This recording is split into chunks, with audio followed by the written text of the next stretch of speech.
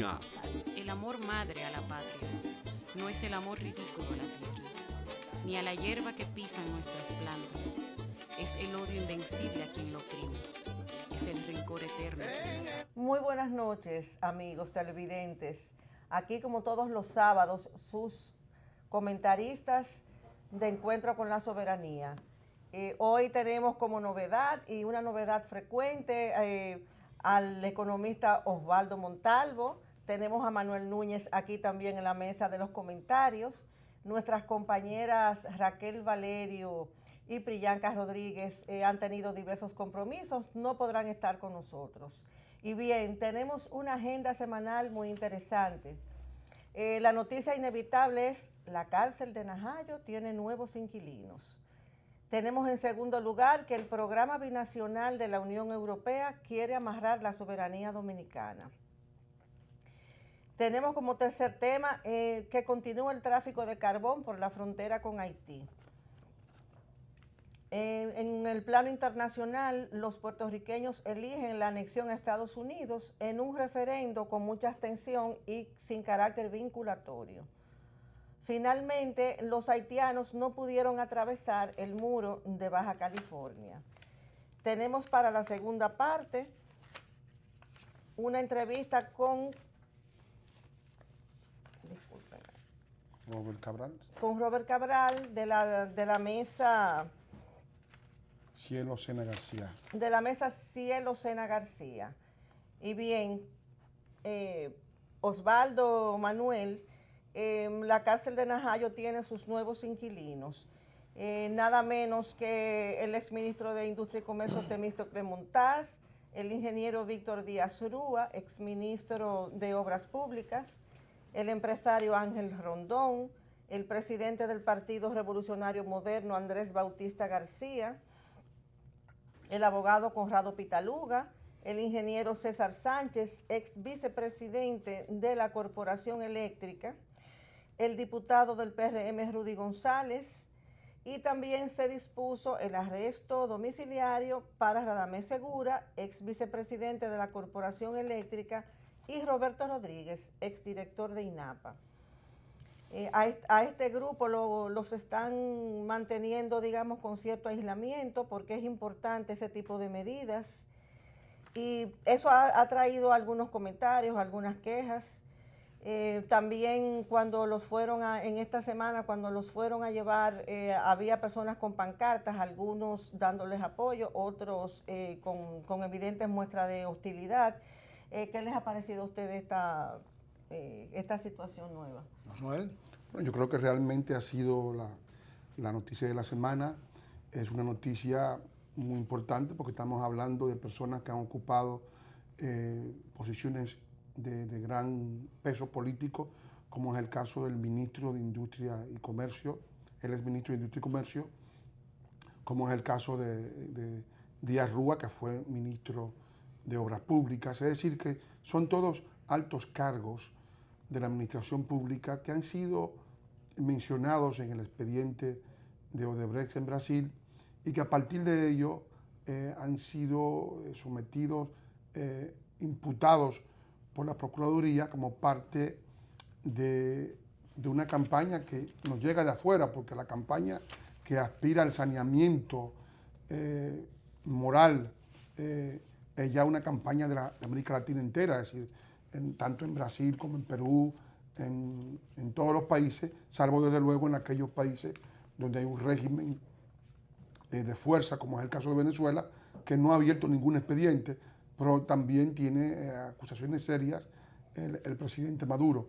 Es decir, que estamos ante una situación que la opinión pública espera que se produzcan incluso nuevas imputaciones, porque las imputaciones que han sido subrayadas en este expediente van únicamente hasta el 2008, pero del 2008 al 2014 está el 60% de todos los sobornos y sobrevaluaciones e incluso de los montos económicos de los contratos de Odebrecht, y eso no ha sido todavía tocado, y lo que se espera es que, tal como está en el expediente del procurador, esa otra parte del expediente también sea incluida, porque nadie está de acuerdo con que haya una justicia selectiva. La justicia se plantea siempre la igualdad, y si no hay igualdad, pues evidentemente no estamos ejerciendo las labores específicas que son las de ejercer la justicia sin miramientos, sin privilegios, sin exclusiones y con igualdad para todos. Yo comentaba en días pasados que este movimiento de la Marcha Verde siempre se ha vendido como un movimiento espontáneo. Hasta donde yo entiendo la espontaneidad, no sé ustedes, es algo que surge como por sí mismo, ¿no? Por claro, motivos que no son en principio evidentes, sino que surge de forma natural. Pero sin embargo yo he visto algunas personas que han estado de forma sistemática y que se han colocado de una forma un poco de directivos, vamos a decir, del movimiento verde. Así es. Y yo decía y digo que si el movimiento verde no incorpora la dominicanidad, el respeto a la nacionalidad y a la autonomía y al respeto a la soberanía nacional, se podía constituir en la conspiración más grande en contra del país. En razón de que nosotros ciertamente tenemos un crimen, lo que yo llamo el crimen chiquito, que es el de Odebrecht, y lo que es el crimen grande, que es la haitianización de la República Dominicana. Entonces, ¿qué pasa? Que nosotros estamos enfocados en el crimen pequeñito, en los 92 ¿cómo se llama? De soborno más la sobrevaluación. Pero ¿qué pasa? Que ese soborno y demás ha sido violación a una serie de dispositivos legales, la ley de la función pública, la ley de compras y contrataciones. Sin embargo, hay otras violaciones sustantivas a leyes, a la Constitución de la República, que no se mencionan. La violación a la ley de migración, la violación al Código de Trabajo. ¿Sí? Eso no se menciona, eso no es parte de la agenda de los verdes. Entonces, ¿a dónde van los verdes? A debilitar con esto yo no estoy justificando el crimen chiquito, porque muchas veces, como las cosas, es difícil a veces separar, ¿cómo es que se dice? El grano de la paja. Entonces te dicen, como tú estás analizando, entonces, no. Yo no estoy para nada, yo entiendo, un poco siguiendo la línea de Manuel, que en la medida en que alguien violó una ley, simplemente debe ser procesado acorde a los procedimientos que existen a tal efecto. Pero ¿por qué entonces no poner sobre la mesa en este momento la cuestión de la soberanía, la cuestión del respeto al Código de Trabajo, a la dominicanización del trabajo en la República? No, eso no se toca. Entonces, si debilitamos a un gobierno de una manera, ¿con qué propósito será?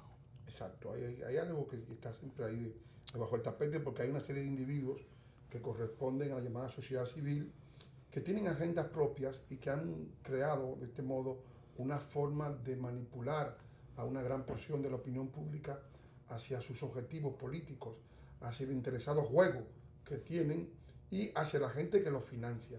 Yo entiendo que esta situación tiene una única sanción, que es la sanción judicial.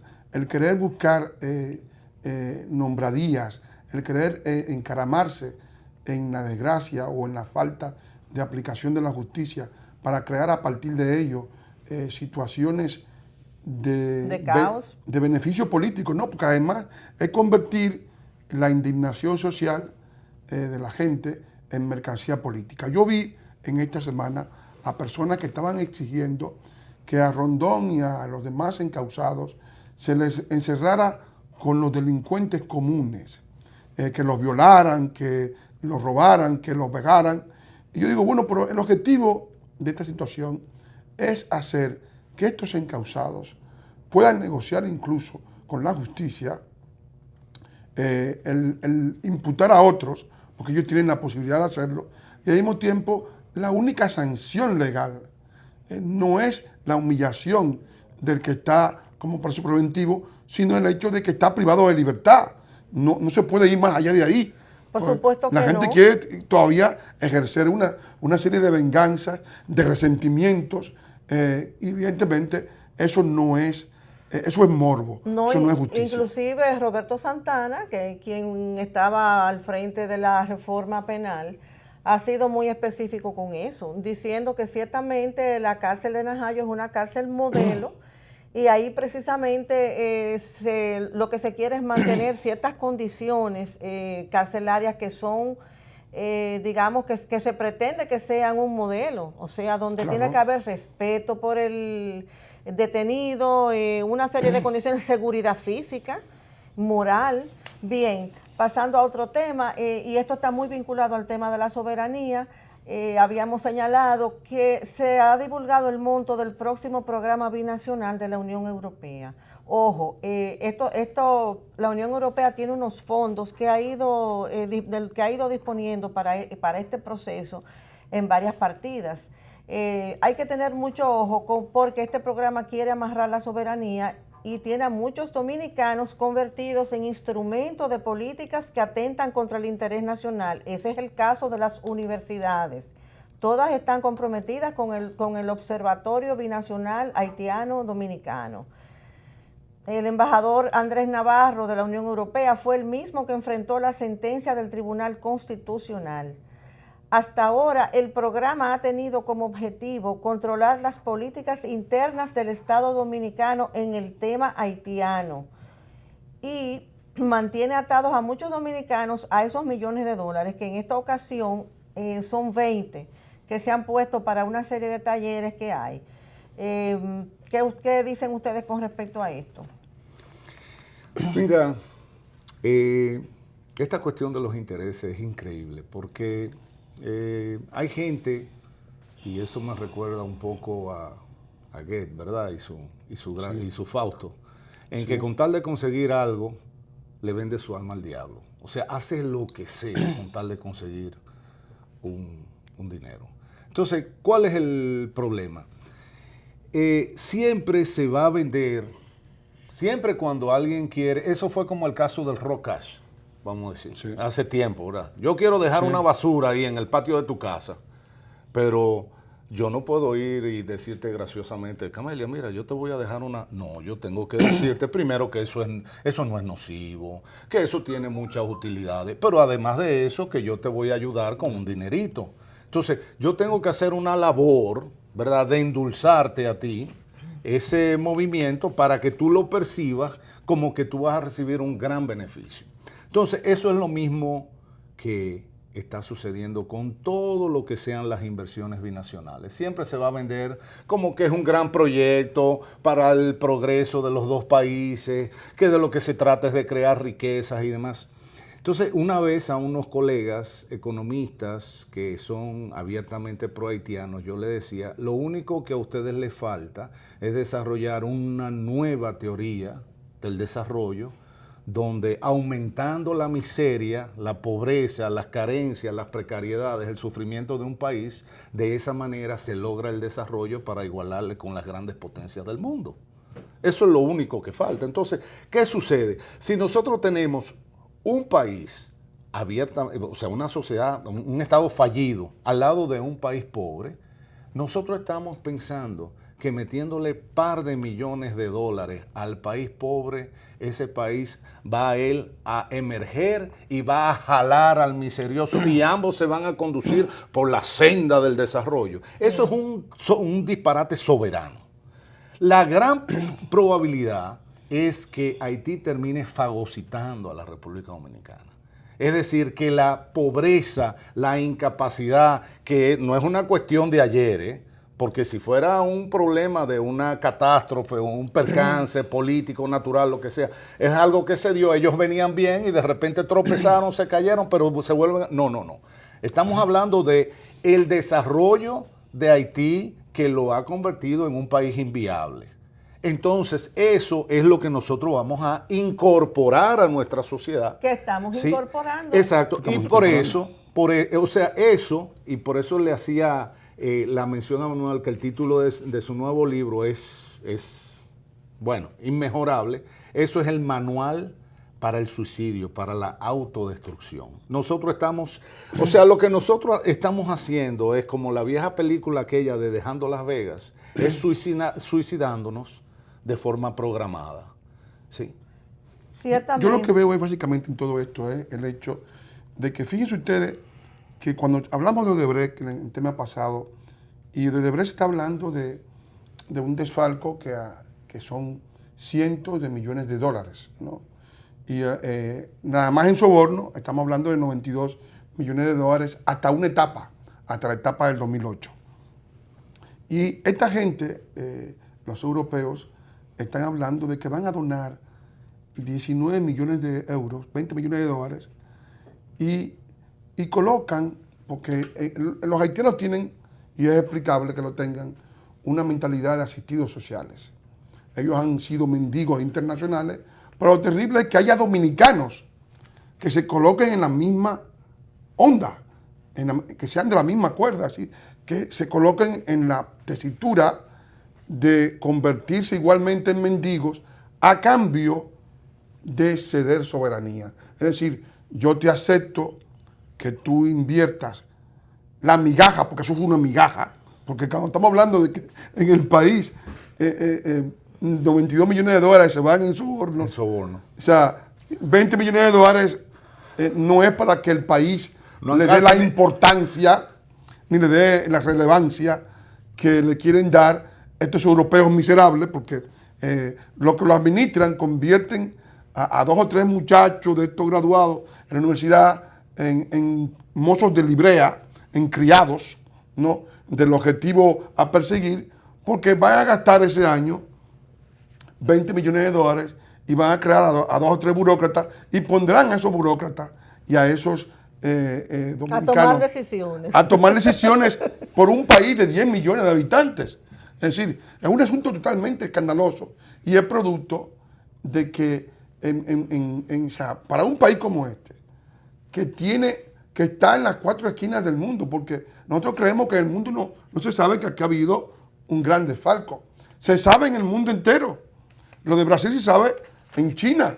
Es decir, entonces nosotros tenemos el tupé, ¿no?, de hacer operaciones como esas, de sobrevaluaciones de obras públicas conocidas en el mundo entero, y luego estamos mendigando en el exterior dinero para colocar un semáforo o para construir letrinas en Jimabajo. Es decir, es una situación absolutamente inaceptable. Pero los políticos dominicanos son expertos en eso. Desde cuando la época del doctor Peña Gómez, el difunto doctor Peña Gómez, que salía a pedir donativos en todos sus amigos de la Internacional Socialista. Y entonces se publicaban las cosas de corrupción, que eran de millones de dólares, los camiones eran camiones usados, las cosas que ellos no usan, la basura que están sacando del sistema, pues te la enviaba, mira, ahí te envío esto, como esa gente que te envía en la computadora en Estados Unidos. Sí. Esa computadora ya no sirve, no hay forma de tirarla, porque hay un cementerio de computadora. Envíala para Santo Domingo, que allí hay un grupo de salvajes que a lo mejor la utilizan. En una ocasión a mí me tocó confrontar a unos amigos que planteaban sobre los grandes beneficios de la mano de obra haitiana en el país. Y yo le hacía un análisis muy simple de costo-beneficio y, claro, de cómo se privatizaban beneficios y se socializaban costos. Claro. ¿Qué es lo que sucede, por ejemplo, con algunos consumos nocivos? Con el tabaco, por ejemplo.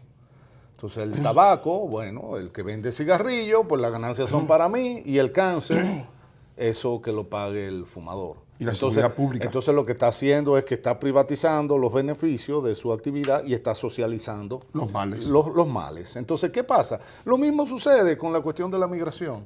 O sea, que es una mano de obra que se vende por debajo del precio de mercado. Eso, lo primero, eso habría que discutirlo, si es real, porque no es como dicen. O sea, ya prácticamente a la mano de obra haitiana se le paga lo mismo que se le paga a la dominicana. Entonces, pero ¿qué pasa? Vamos a suponer que hay un diferencial. Y ese diferencial, ¿qué sucede con ese diferencial? Hay una diferencia. Eso se convierte en apartamentos más baratos. Eso se convierte en café más barato. Eso se convierte en servicio. No. Eso el promotor lo privatiza. Eso es mío. Ahora, lo que pasa después con esa mano de obra, lo que esa mano de obra le cuesta, en términos directos y de sus elementos relacionados, ¿verdad? Porque hay también una importación lateral de otros inmigrantes, eso se socializa. ¿Qué significa se socializa? Bueno, señores, es sencillo, que hay que pagar impuestos para mantener esa Y lo pagamos gente. todos. Eso hay que mantener. ¿Cómo se mantiene? De distintas maneras, porque recuerden algo también, o sea, lo que es el capital público no permite exclusión. Cuando se tira una carretera, todo el mundo pasa por ahí, se supone que todos aportemos de forma proporcional. No, pero para además el costo de la migración, que no se mide, el costo de la migración es enorme. Enorme. Sí. Y miren lo siguiente, en esta semana también trascendieron las declaraciones del ministro de Medio Ambiente de que el tráfico de carbón hacia Haití continúa. Aparentemente se está trabajando en esa línea de manera muy seria, muy constante, pero es algo que tiene demasiadas repercusiones. Han sido decomisados cientos sacos de carbón y hay un estimado de que son 350 millones de dólares involucrados en todo este comercio. Mira, realmente lo que ocurre con el carbón es lo siguiente. Haití consume el carbón como energía de su población en un 85% de los haitianos consumen carbón vegetal. Además de que ellos construyen casas, hacen artesanía, todo en madera. Entonces, evidentemente, eso implica un consumo de más de 6 millones de metros cúbicos de madera por año.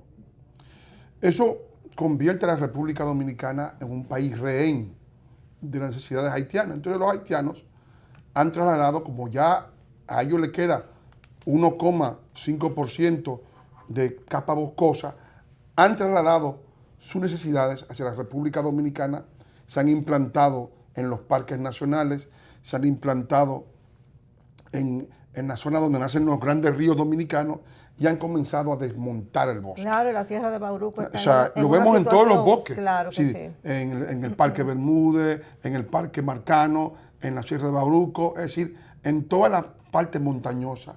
Sí. Hay grandes cantidades de haitianos. Haití emplea más de 200,000 personas en este tráfico de mercancía de carbón, y esto evidentemente constituye la mayor amenaza a la supervivencia de la plataforma de la cual se ha de mantener la República Dominicana. Vamos a seguir brevemente, o sea, posteriormente vamos a seguir con este tema y ahora pasamos a un breve corte comercial. Presentamos Encuentro con la Soberanía. El amor madre a la patria no es el amor ridículo a la tierra, ni a la hierba que pisan nuestras plantas. Es el odio invencible a quien lo oprime. Es el rencor eterno. En el año 16.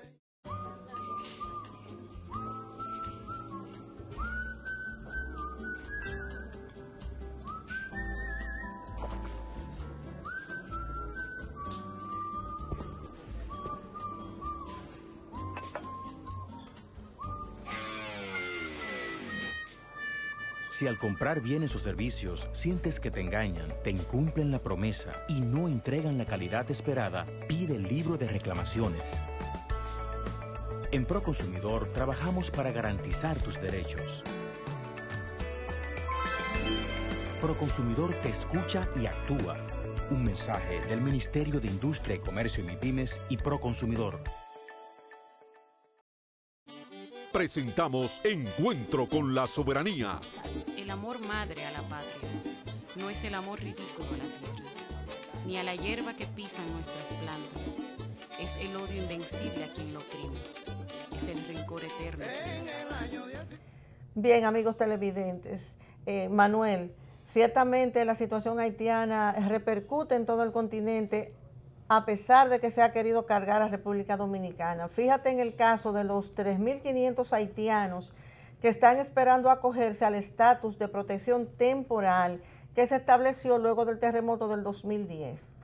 Los que dudan de la efectividad del muro quedan desmentidos.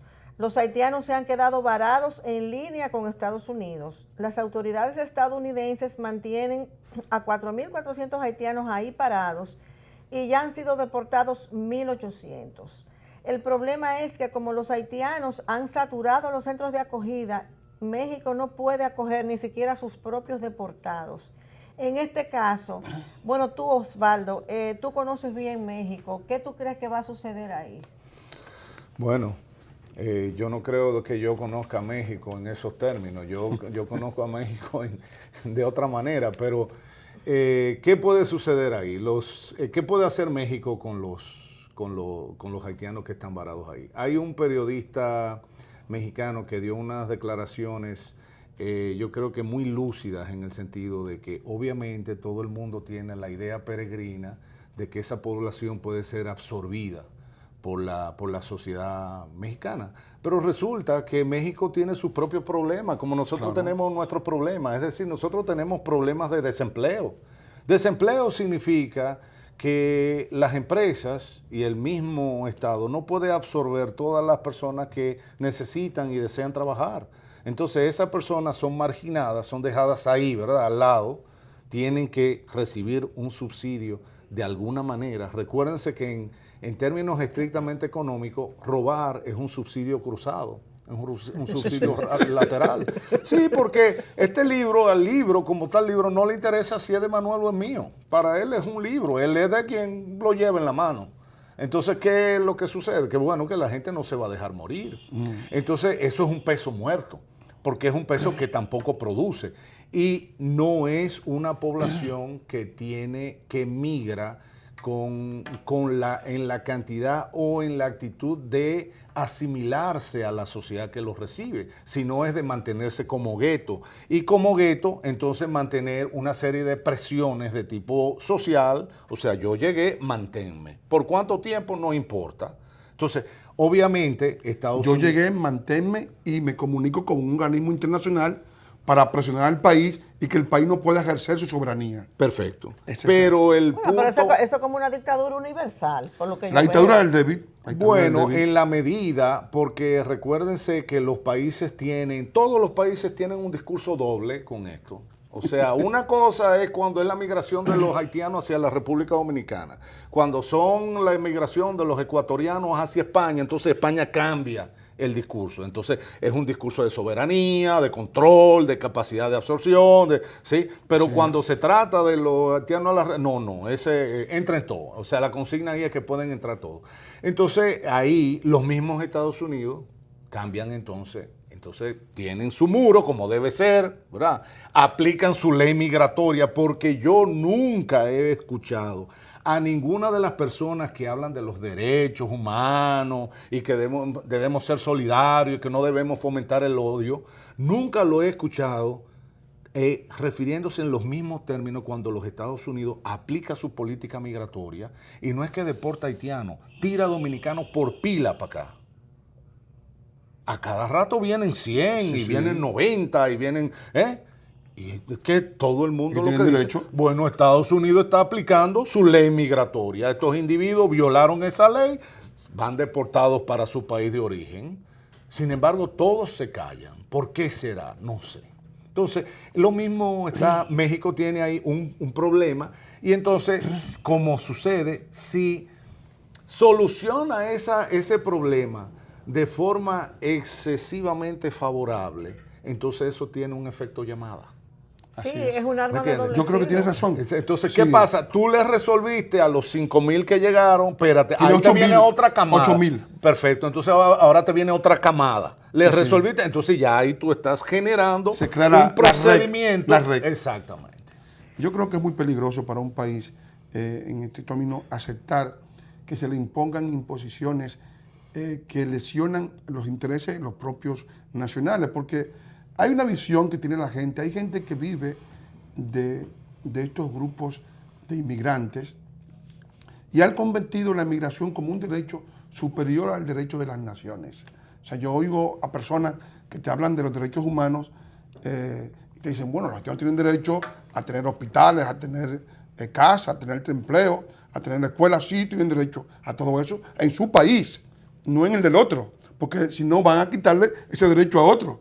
Ellos tienen derecho a todo eso en su país, pero no tienen derecho a arrancárselo a otro país, porque ya eso lesiona los intereses de otros que son tan humanos como ellos. Claro. Porque también se habla de la humanidad, pero la humanidad no es una humanidad selectiva, sino hay una humanidad superior a la cual rendirle culto que a otra.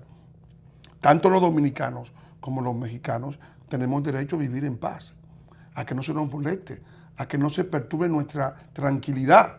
Cuando tú importas una inmigración tan grande como esta, que destruye el salario, que destruye el empleo, que a su vez coloca al dominicano en una posición calamitosa, porque el dominicano, privado de todas esas cosas, se ve obligado a derrapar, a derramarse en la delincuencia, en el juego, en la prostitución, en el narcotráfico, en todo lo que son las anomias sociales que descomponen a la sociedad. Y eso es producto de una inmigración que le ha quitado al dominicano los mecanismos de supervivencia en su país. Y eso es inaceptable. Ciertamente. Vamos a hablar ahora del plebiscito entre los puertorriqueños. Hubo una votación a favor de la anexión en un 97%, pero el porcentaje de votantes apenas ascendió al 26%. Puerto Rico quiere ser el primer estado hispano de Estados Unidos. La nación se encuentra arruinada, endeudada y en una situación difícil. Algunos dicen que ganó la abstención, otros que ganó la anexión. El hecho es que la isla está actualmente en una situación de pobreza y en quiebra. ¿Cómo tú ves, Manuel? Yo sé que te preocupa el tema. ¿Cómo tú ves el porvenir de esa isla? Yo creo que Puerto Rico ha entrado en una etapa de renuncia de sus clases dirigentes. Cuando las clases dirigentes de un país no tienen opción, están moralmente descalificadas, son intelectualmente incompetentes, como en este caso, ¿no? Y carecen de proyectos, de visión, de enfoque, de soluciones, porque nada, y al mismo tiempo están enfrentando a un país que está descuartizado, porque la mayoría de su población ya no vive en Puerto Rico, viven en el continente, en Estados Unidos. En Estados Unidos. O sea, tienen más del 60% de los puertorriqueños viven en Estados Unidos. Entonces, es un país que ha sido descuartizado por todas esas cosas. Al mismo tiempo quiere tener todos los privilegios y ninguno de los inconvenientes, porque Puerto Rico era un Estado libre asociado, estaba gastando más de lo que producía en base justamente a esa situación, y ahora tiene que pagar las consecuencias de ese descalabro. Yo pienso que, en definitiva, lo que uno espera es que los puertorriqueños traten de salir, de asumir la mayoría de edad, porque es un país que no ha tenido soberanía. Oportunidad, claro, de ser soberano. Y ha creado una mentalidad de asistido social que debe abandonar para empezar a pagar el costo de salir de una crisis. Bueno, que deseamos puedan realmente organizar y planificar su futuro. Amigos televidentes, volvemos en unos breves momentos luego de unos consejos comerciales. Encuentro con la soberanía. El amor madre a la patria no es el amor ridículo a la tierra, ni a la hierba que pisan nuestras plantas. Es el odio invencible a quien lo oprime. Es el rencor eterno. En el año 16.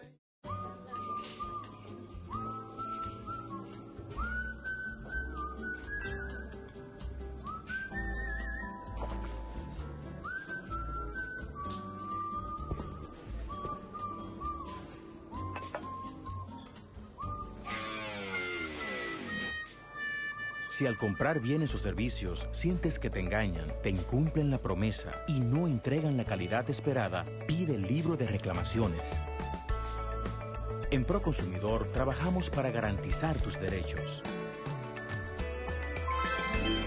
Proconsumidor te escucha y actúa. Un mensaje del Ministerio de Industria y Comercio y MIPYMES y Proconsumidor. Presentamos Encuentro con la soberanía. El amor madre a la patria no es el amor ridículo a la tierra, ni a la hierba que pisan nuestras plantas. Es el odio invencible a quien lo oprime. Es el rencor eterno. Y bien, amigos televidentes, aquí entramos a la segunda parte de su programa Encuentro con la Soberanía. Tenemos al señor Robert Cabral de la mesa Cielo Sena García. Buenas noches, bienvenido. Muy buena, muy buena. Me da mucho gusto estar aquí, un grato placer compartir con ustedes. Para nosotros también es un gran placer. Sí. Tenemos una agenda interesante, sabemos que ustedes están trabajando en beneficio de las comunidades afectadas por este problema. Es correcto. De la violencia, el tema de la migración haitiana y especialmente el caso que hubo en Pedro Brán. Es correcto. Sí. Correcto. Bueno, esperamos que tú ahora nos expongas cuáles son los objetivos de la mesa, qué cosas has ido observando. Yo sé que tú has hecho una especie de observatorio de las agresiones que los dominicanos están padeciendo en todo el país. Y que esta agresión particularmente, yo asistí a la reunión que organizaste y quedé muy impresionado. El próximo sábado vendrá aquí el programa Cielo García con su padre. Espero que también nos acompañe, que nos acompañe a ellos. Que tú nos expongas cómo es posible que ocurran estas cosas y que no generen primera plana en los periódicos dominicanos. Bien. Primero les voy a explicar lo que es la Mesa Cielo García. La Mesa Cielo García pretende ser una plataforma de consenso de todos los grupos nacionalistas y patrióticos que están trabajando por la causa dominicana. Es una plataforma donde participan grupos a nivel nacional. Estamos tratando de crear un consenso para una agenda nacional frente a las políticas públicas gubernamentales y a las políticas internacionales que están afectando seriamente lo que es la soberanía, lo que es la Constitución y las leyes nacionales, pero sobre todo ante el dramático y fuerte impacto que tiene la migración ya descontrolada de Haití en República Dominicana, con todas sus consecuencias. Las consecuencias en la agenda económica, en la agenda social, en la agenda de salubridad, en la agenda educativa, en la agenda forestal y ambiental, en la agenda cultural y en todos los aspectos que tienen que ver con el impacto negativo de esta problemática a la cual el Estado dominicano evidentemente no tiene respuesta. El gobierno dominicano no tiene respuesta al problema haitiano, al problema migratorio. El gobierno está completamente sometido a una agenda que le imponen los organismos internacionales y que le impone Haití. El nacionalismo dominicano, que tiene una historia que ustedes conocen probablemente más que yo, tiene diversas expresiones, pero ante las circunstancias actuales y en un momento en que la República Dominicana se ve con esta avalancha migratoria como nunca antes jamás, probablemente en la historia, desde el siglo XVIII, cuando fuimos intervenidos y ocupados durante 22 años. Probablemente nunca antes el pueblo dominicano había tenido un desafío de esta magnitud. Y probablemente, de la misma manera, los grupos patrióticos que defienden la soberanía y la causa dominicana no habían tenido tampoco la necesidad de crear un consenso eficiente, un consenso efectivo para afrontar el problema. Yo estuve en la reunión con Cielo García y quedé impresionado porque una cosa es darse cuenta de que saber que esta niña fue atacada por un haitiano que para defender su cuello, porque ella que se fue a defender su cuello, colocó sus dos brazos y que perdió los dos brazos. Te voy a explicar eso. Sí. Pero antes quería concluir la idea breve sobre la mesa de coordinación nacional y patriótica Cielo García.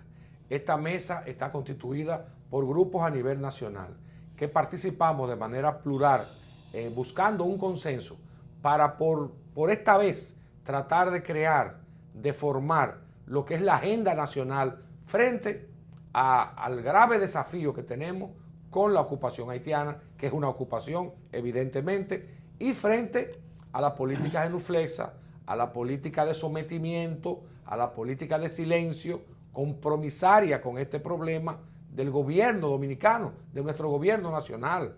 Sobre todo, la incapacidad del gobierno para darle respuesta a este problema. Entonces, el nacionalismo se viene expresando en las redes sociales, se viene expresando de manera marginal, de manera dispersa, de manera atomizada. Sin embargo, es evidente que ante este problema, sobre todo el emergente problema de política criminal, que es un problema emergente ahora, a consecuencia de esa migración descontrolada e irresponsable totalmente, permitida por el gobierno dominicano, que es la violencia de haitianos contra dominicanos. Entonces, el caso Cielo García es un ejemplo vivo, dramático, que ejemplifica esta situación, pero no es solamente el de Cielo. Ahora, ¿qué pasó con Cielo?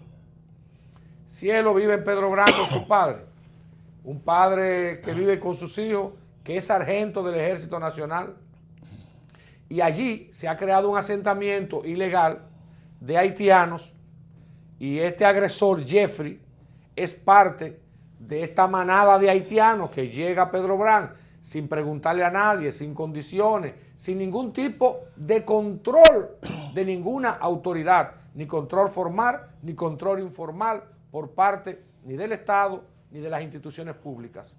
Se establecen allí, se constituyen en una banda armada, todos están armados con machete y asolaban en la zona. De hecho, el agresor Jeffrey, que es quien es la persona que ataca a la menor Cielo García, era una persona temida y reconocida en la comunidad como una persona peligrosa, y nunca nadie le puso freno. Y no solamente hostigó a Cielo, hostigaba a su hermana, pero el gobierno lo sabe.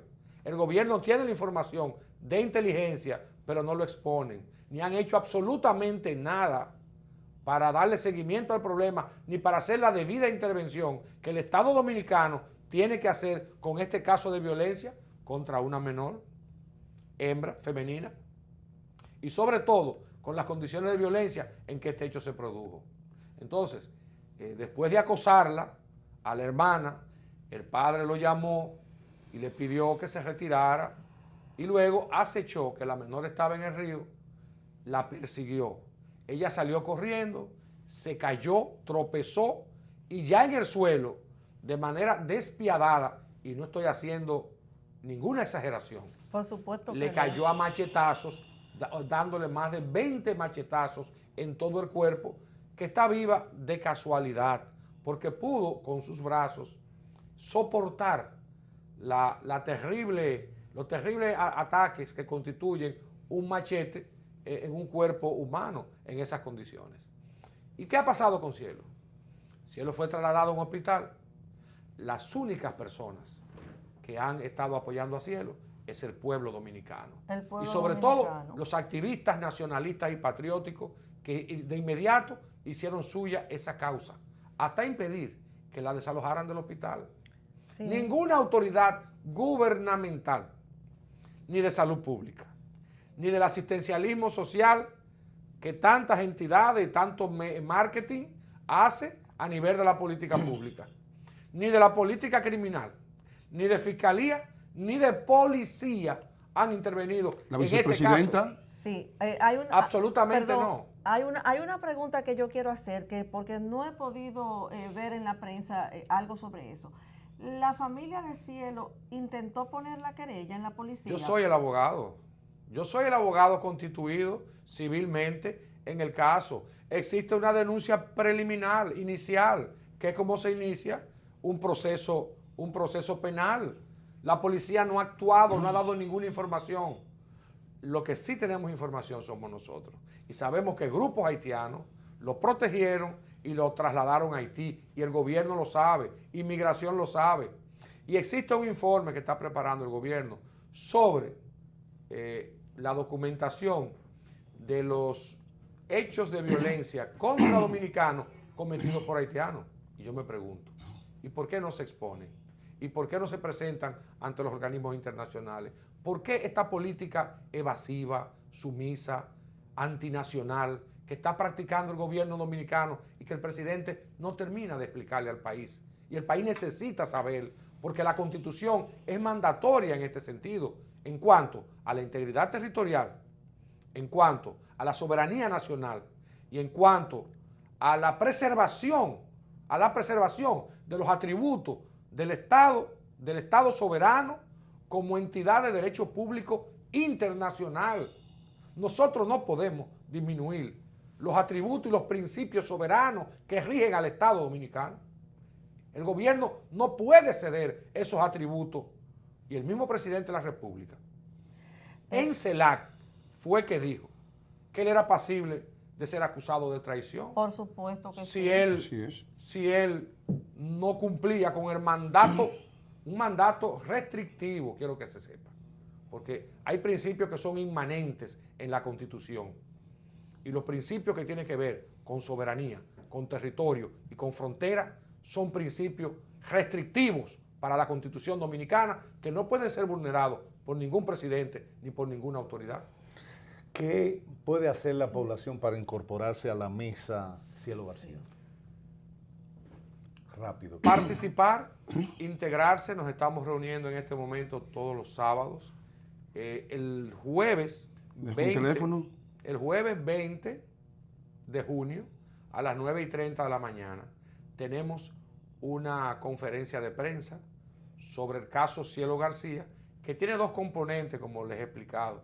El componente de las necesarias atenciones médicas que necesita este hecho grave, la prótesis, la asistencia alimentaria, la asistencia de salud, de educación, porque es una persona ya disminuida, discapacitada. Y por otra parte, el problema frontal, que es exigir al gobierno asumir las responsabilidades, que tiene que ver con las causales de este problema de Cielo, para que no haya una Cielo más, no una más, que no haya un dominicano más, como acaba de pasar en San José de Ocoa, en La Horma, con el señor Mejía, que fue asesinado, o en Padre Las Casas, en Montebonito, donde una señora fue asaltada y violada por un haitiano delante de su hija de 5 años, y el gobierno lo sabe, que es lo peor, el Estado dominicano lo sabe, porque el presidente de la República, que es de Arroyo Cano, es una persona muy informada, es la persona más informada del país, y él lo sabe lo que está pasando. Bueno, para nosotros ha sido un placer inestimable contar con su participación esta noche. Usted sabe que tiene las puertas abiertas de Encuentro con la Soberanía y de los grupos nacionalistas que de alguna manera hacen contacto con nosotros. Entonces, bienvenido, cuente con nuestro apoyo y, damas y caballeros, queridos compañeros, ya para el sábado que viene tienen otra cita aquí por los canales 52 y 22 de Teleimpacto a las 8 de la noche. Buenas noches.